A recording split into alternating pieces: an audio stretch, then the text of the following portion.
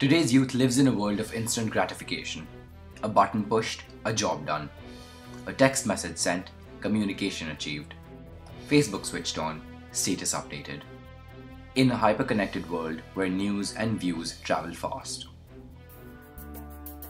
Social media has transformed information sharing, making the youth both the target audience as well as the authors. The medium allows young people's opinions to be taken for what they are. When you look at it, there's nothing else which has such a, one place with such a broad background of information. I use internet for my holiday homework and projects of school. With just one click, you can connect to the whole world. The whole thing about the internet is actually for a curious person, it's a delight because you never know what you might find.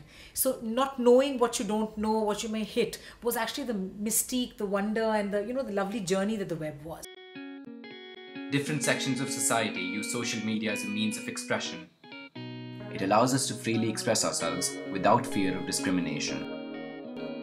A lot of groups that work on sexuality, a lot of support groups around gay, lesbian, transgender identities which function online. And they regularly put this kind of material online in a country like India where it is currently criminalized, it's criminal to be gay.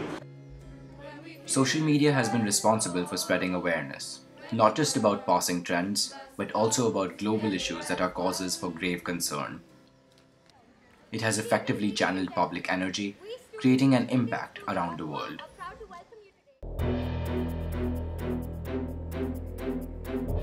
However, the medium is not without its vices. Its increasingly commercialized nature leads to regular infringements on our privacy. But if you are restricting your bad views, which I may not appreciate, to your sphere of life, then please feel free to go ahead. I have to exercise the choice not to enter or view your blog. I have to exercise the choice not to turn on a particular channel that offends me. So as long as I have the right to exercise my choice not to engage with your views, then I think it's all right. And I don't think it's necessarily the way to go. The encyclopedic knowledge that it provides has given birth to a culture of copy-pasting.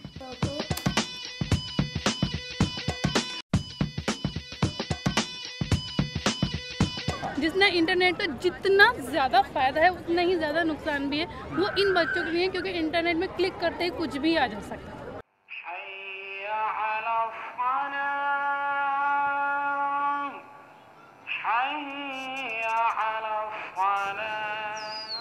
We traveled to Kashmir to see what role social media played in a region where restrictions like phone tapping and SMS bans are common.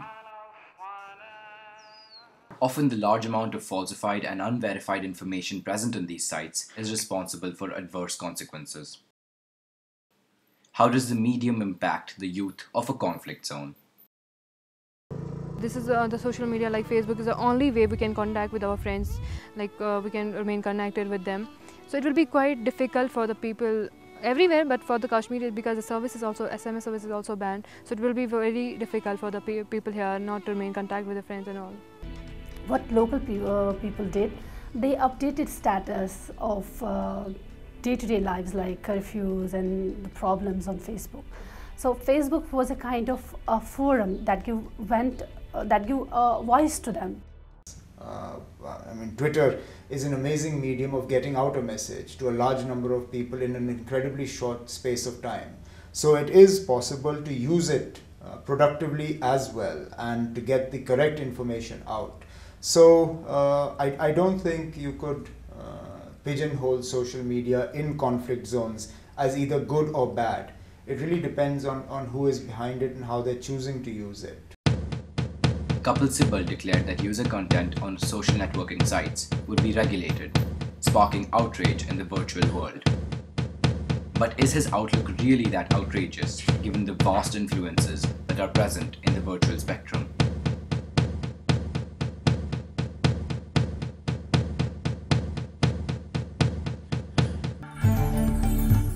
Social media is here to stay, but with great power comes great responsibility.